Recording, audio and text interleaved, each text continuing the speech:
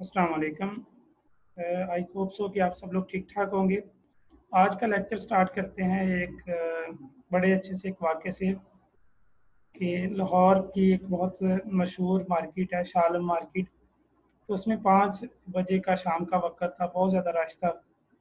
तो बाज़ार के अंदर जो है वो 2 मियाँ बीवी आपस में लड़ रहे थे। तो कोई 200 के करीब लोग जो हैं उसके इर्द-गिर्द खड़े हुए थे, तो वो भी इस तमाशे को एन्जॉय कर रहे थे। तो बीवी जो थी वो अपने शौहर से कह रही थी कि तुम मैं तुम्हारे इस मोटरसाइकिल पे बैठ-बैठ के तंग आ गई हूँ।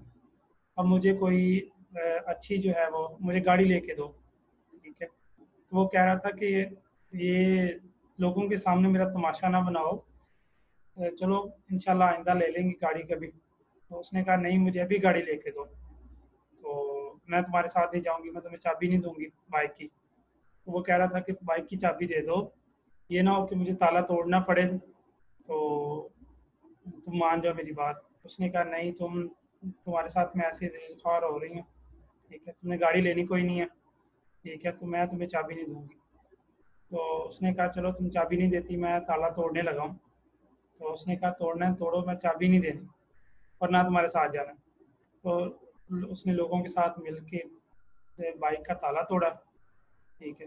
ताला तोड़ने के बाद जो है वो उसने फिर बीवी से कहा कि अच्छा मैं अब जाने लगा हूँ, आप भी मेरे साथ आना है तो आ जाओ, ठीक है? तो उसने कहा नहीं, मैंने तुम्हारे साथ नहीं आना, तुम बड़ी कंजूस हो, ठीक है? तो लोगों ने उसको समझाया कि बीबी इतनी छोटी सी बात के लिए अपना घर क्यों ख़राब कर रही हो, इसके साथ चली जाओ। तो बीबी ने कहा कि एक शर्त पे जाऊँगी, अगर ये आप सब लोगों के सामने इस चीज़ का इकरार करे कि आइंदा जो है ना अगली दफ़ा ये मुझे गाड़ी लेके देगा। तो उसने सबके सामने इकरार कर लिया, तो वो दोनों मियाँ बीवी बैठे और अपने घर को चल दिए। तो आधे घंटे के बाद वहाँ पे फिर तमाशा था। तो लोगों ने पूछा कि अब क्या मामला है? तो वहाँ पे एक बंदा जो है वो वहाँ पे रौला डाल रहा था कि मेरी मोटरसाइकिल गुम हो गई, ठीक है? तो वो जो मोटरसाइकिल थी वो मियाँ बीवी ने ये तमाशा करके साथ ले गए। आज का जो हमारा लेक्चर है वो बड़ा इम्पोर्टेंट है, ठीक है? लास्ट टाइम हमने पढ़ा था कि जो हमारे फ्रूट्स या वेजिटेबल्स की कंपोज़िशन है उसके अंदर हमने पहली चीज़ की बात की थी कि उसमें जो मॉइस्चर कंटेंट है या वाटर कंटेंट है, ठीक है? उससे रिलेटेड हमने बात की थी। आज उसका दूसरा कंपोनेंट हम स्टडी करेंगे, वो है कार्बोहाइड्रेट। जो फ्रूट्स और वेजिटेबल के अंदर जो कार्बोहाइड्रेट है ये सेकंड मोस्ट इम्पोर्टेंट कंपोनेंट है, ठीक है? इसकी बेसिकली 2 टाइप्स होती हैं, एक डाइजेस्टिबल और एक इनडाइजेस्टिबल कार्बोहाइड्रेट्स, ठीक है? ये दोनों ही जो है वो फ्रूट्स और वेजिटेबल के अंदर पाए जाते हैं, ठीक है? जो डाइजेस्टिबल कार्बोहाइड्रेट्स होते हैं, उनमें बेसिकली हमारे पास वो शुगर्स की फॉर्म में होते हैं और स्टार्च की फॉर्म में होते हैं। जबकि जो इनडाइजेस्टिबल जो कार्बोहाइड्रेट हैं उसमें सेलुलोज़ है, ठीक है? रफजीज़ होते हैं, ठीक है? जो कि डाइजेशन के लिए इम्पोर्टेंट है। जो हमारे पास फ्रूट्स होते हैं उनमें जो कार्बोहाइड्रेट कंटेंट होता है नॉर्मली वो वेरी करता है 10 टू 25%, ठीक है? तो उसमें हमारे पास कुछ शुगर्स हैं, सुक्रोज़ है, फ्रुक्टोज़ है, ग्लूकोज़ है, ये इम्पोर्टेंट शुगर हैं जो कि मौजूद होती हैं फ्रूट्स के अंदर, ठीक है? और फ्रूट्स के अंदर जो शुगर कंटेंट है ये नॉर्मली 0.9% से लेके 16% तक होता है, ठीक है? और इनमें वेरिएशन भी होती है, जिस तरह पाइनएप्पल है, पाइनएप्पल का जो शुगर कंटेंट है वो 8% से ज़्यादा होता है। इसी तरह जब हम मार्केट में फ्रूट या जूसेस वगैरह इस्तेमाल करते हैं तो उसमें उसकी जो ब्रिक्स होती है उसमें जो शुगर कंटेंट होता है वो 14% तक होता है। जो हम पेप्सी या गोरमे या इस तरह हम ये कोल्ड ड्रिंक्स पीते हैं, इसकी जो ब्रिक्स होती है ये नॉर्मली 11-12 तक होती है, ठीक है? तो इसी तरह फ्रूट्स के अंदर जो है अल्लाह पाक ने शुगर कंटेंट जो है वो हाई रखा है, ठीक है? तो इसी तरह कुछ जो फ्रूट्स होते हैं उनमें शुगर कंटेंट जो है वो ज़्यादा नहीं होता, उनमें ट्रेसेस में होता है, ठीक है? तो ये शुगर कंटेंट जो है ये भी वेरी करता है, ठीक है? और शुगर कंटेंट जो है जिस तरह हमारे पास सुक्रोज़ है, फ्रुक्टोज़ है, माल्टोज़ है या ग्लूकोज़ है, इनके 2 इम्पोर्टेंट फंक्शन होते हैं। एक तो ये हमें एनर्जी देते हैं, ठीक है, और दूसरी चीज़ ये होती है कि इनको जो माइक्रो ऑर्गेनिज्म होते हैं वो यूटिलाइज कर लेते हैं, ठीक है, इनको यूटिलाइज करके फर्मेंटेशन काज करते हैं। तो अगर ये हमारी बॉडी के अंदर जाएंगे तो प्रोबायोटिक्स अगर इनको यूज़ करते हैं तो वो क्या करेंगे, शुगर को कन्वर्ट कर देंगे एसिड में, ठीक है, तो उससे उनकी ग्रोथ जो है वो इंक्रीज हो जाएगी।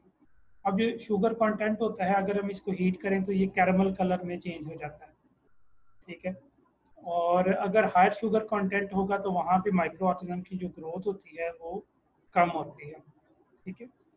तो इसी तरह जो स्टार्च होती है, स्टार्च जो है स्मॉल ग्रेन्यूल्स की फॉर्म में मौजूद होती है, ठीक है, सेल्स के अंदर मौजूद होती है। जैसे ही जो फ्रूट है वो पकना शुरू हो जाता है तो स्टार्च जो है वो कन्वर्ट होना शुरू हो जाती है शुगर में।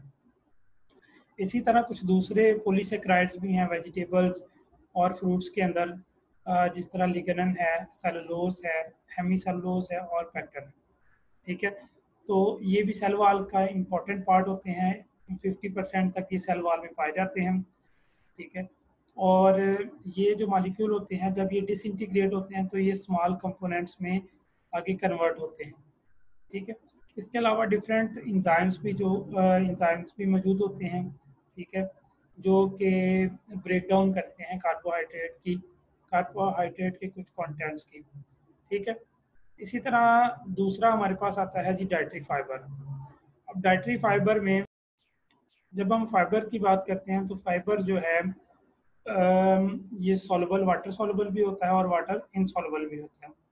जो पैक्टन है हमारे पास, गम्स हैं, म्यूसिलेजेस हैं, ये हमारे पास सॉल्युबल फाइबर में आते हैं, जबकि जो लिग्नन है, सेलुलोज है, हेमी सेलुलोसिस हैं, ये इनसॉल्युबल फाइबर्स में आते हैं, ठीक है।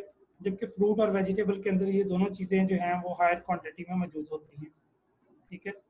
अब फ्रूट और वेजिटेबल को हम दो वजह से कंज्यूम करते हैं, एक तो इनमें वाइटामिन होते हैं और दूसरा इसमें फाइबर होता है। जितनी भी हमारे पास लीफी वेजिटेबल्स हैं या फ्रूट्स हैं ये डाइटरी फाइबर में इम्पॉर्टेंट इनका रोल होता है।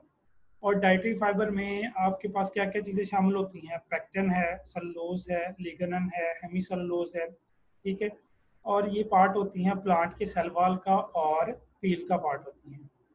जो डाइटरी फाइबर फ्रूट्स के अंदर मौजूद है नॉर्मली ये होता है 0.5 टू 1.5% तक मौजूद होता है।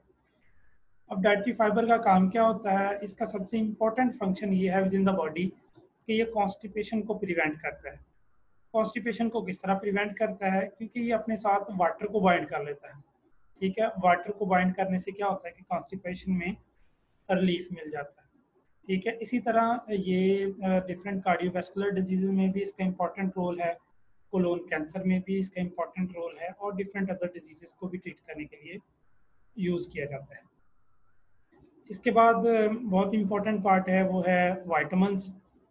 वाइटामिन जो हैं आपको पता है कि वाइटामिन दो तरह के होते हैं, वाटर सॉल्युबल होते हैं और फैट सॉल्युबल होते हैं। जो वाटर सॉल्युबल वाइटामिन है उसमें विटामिन सी है, नाइसिन है, थायमिन है, विटामिन बी6 है, राइबोफ्लेविन है, विटामिन बी12 है, पैंटोथेनिक एसिड, बायोटिन वगैरह शामिल हैं। और जो फैट सॉल्युबल होते हैं उसमें ए, डी, ई और के विटामिन शामिल होते हैं, ठीक है।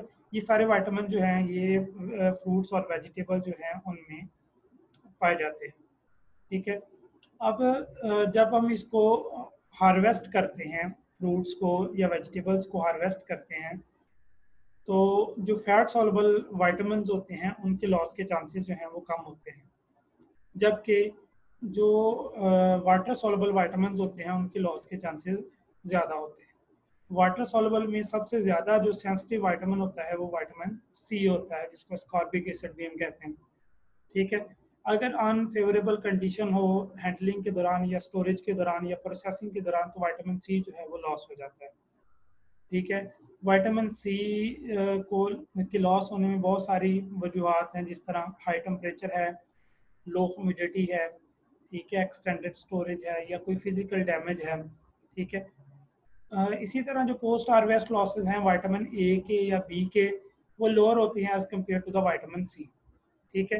और ऑक्सीजन की प्रेजेंस में विटामिन ए और बी के डिग्रेडेशन के चांसेस जो हैं वो इंक्रीज हो जाते हैं, इस तरह हम बात करते हैं कि कौन कौन से फ्रूट्स में vitamin A, C, niacin, riboflavin और थायमिन पाए जाते हैं। विटामिन ए जो है आजकल मैंगो आ रहा है, मैंगो में विटामिन जो ए है वो काफ़ी मिकदार में मौजूद होता है। एप्रिकॉट है, पाइनएप्पल है, ऑरेंज है, कैरेट है, पपाया, पीच, ठीक है, इनमें जो विटामिन ए है काफ़ी अमाउंट में पाया जाता है। इस तरह विटामिन सी है जिसको हम कहते हैं कि it's act as a immunity booster, ठीक है। आजकल की जो पेंडेमिक कंडीशन है कोविड-19 के अगेंस्ट जो है इम्यूनिटी के लिए विटामिन सी का यूज़ जो है वो बहुत इंपॉर्टेंट का हामल है, ठीक है।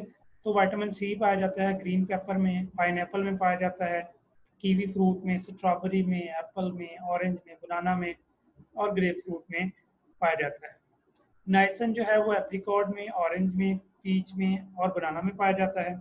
इसी तरह जो राइबोफ्लेविन है वो एवोकाडो में, बनाना में, ऑरेंज में और पीच में पाया जाता है। जो थायमन है वो बनाना में, ग्रेप फ्रूट में और एप्पल वगैरह में पाया जाता है, ठीक है। तो ये विटामिन से रिलेटेड था। अब उसके बाद अगली चीज़ आती है मिनरल्स। अब मिनरल जो हैं ये फ्रूट और वेजिटेबल में नॉर्मली दो तरह के होते हैं। एक होते हैं एसिडिक एलिमेंट्स हैं इसके, ठीक है, और एक हैं इसके बेसिक एलिमेंट्स। एलिमेंट जो एसिडिक एलिमेंट्स हैं उसमें फास्फोरस है, क्लोरीन है और सल्फर है। जबकि जो बेसिक एलिमेंट्स हैं उसमें कैल्शियम है, पोटासियम है, मैग्नीशियम है, सोडियम है, ठीक है। तो ये बेसिक एलिमेंट्स हैं, ठीक है। इसके अलावा कुछ ट्रेसेस में भी एलिमेंट्स इसके अंदर मौजूद होते हैं, ठीक है। अब जो मोस्ट कॉमन जो मोस्ट इम्पॉर्टेंट मिनरल है फ्रूट्स के अंदर जो मौजूद होता है वो हमारे पास है पोटासियम, ठीक है। अब पोटासियम जो है ये नॉर्मली इसका जो लिंक होता है वो होता है ऑर्गेनिक एसिड के साथ, ठीक है। एसिडिटी और जो कलर है वो पोटासियम की मौजूदगी में इम्प्रूव हो जाता है, ठीक है। एसिडिटी भी इंक्रीज होती है और कलर भी फ्रूट्स का जो है वो बेहतर हो जाता है पोटासियम की मौजूदगी में, ठीक है। अब दूसरा जो इसमें इम्पॉर्टेंट मिनरल है वो है कैल्शियम, ठीक है। अब कैल्शियम का जो रोल है आपको पता है कि ये सेल वाल के अंदर भी इसका रोल है, कार्बन डाइऑक्साइड की रिडक्शन में भी, और इसी तरह एप्पल की स्टोरी लाइफ को इन्हेंस करने में इसका बहुत इंपॉर्टेंट रोल है, ठीक है। तो हाई कैल्शियम जो है कंटेंट जो है फ्रूट्स में वो मौजूद होता है, ठीक है। इसके अलावा बहुत सारे अगर कैल्शियम की कमी हो जाए तो फ्रूट्स के अंदर बहुत सारी प्रॉब्लम आ जाती हैं, जिस तरह एप्पल के अंदर बिटर पिट है, ठीक है। तो ये भी कैल्शियम की डेफिशिएंसी की वजह से होती है, ठीक है।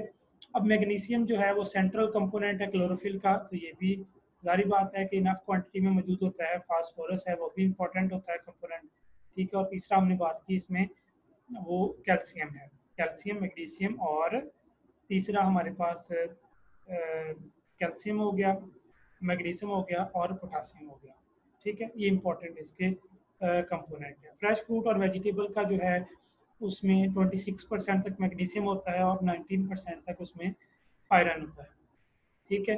और पोटासियम जो है नॉर्मली बनाना में, पीच में, ऑरेंज में, एप्पल में, इनमें मौजूद होता है।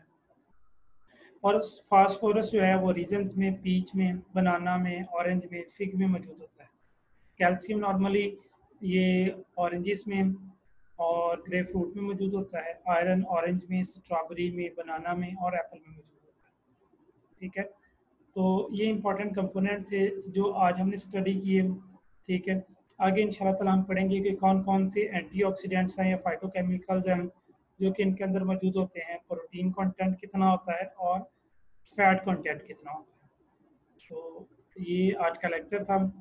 तो आपसे रिक्वेस्ट यही है कि अपना जितना भी लेक्चर्स होते हैं इनका जो काम होता है उसको साथ साथ करते रहें ताकि आपके लिए एग्ज़ाम्स में आसानी हो, ठीक है। इंशाल्लाह नेक्स्ट क्लास में मिलते हैं। अल्लाह हाफ़िज़।